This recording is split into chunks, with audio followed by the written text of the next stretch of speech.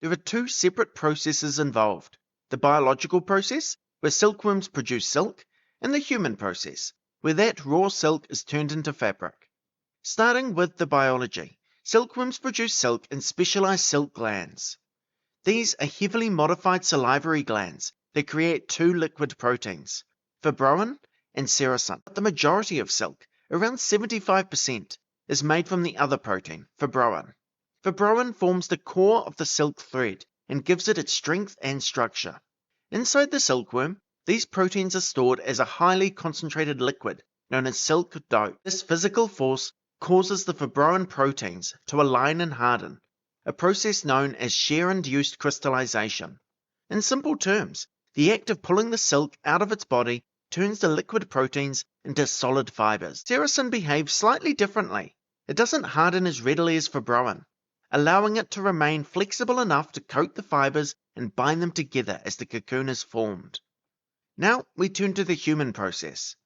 Much like farming animals is called agriculture, or farming plants is horticulture, farming silk also has its own name: sericulture.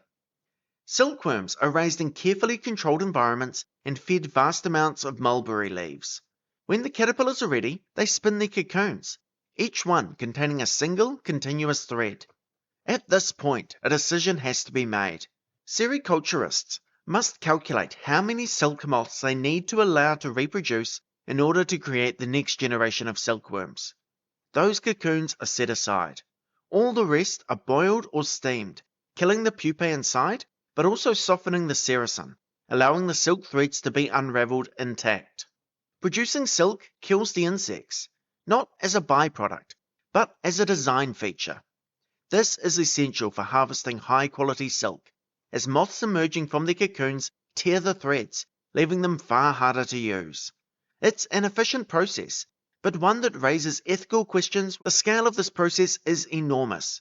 To produce just 1 kilogram of silk, several thousand silkworms must consume over 100 kilograms of mulberry leaves. A single traditional silk kimono can require the silk from around 5,000 silkworms.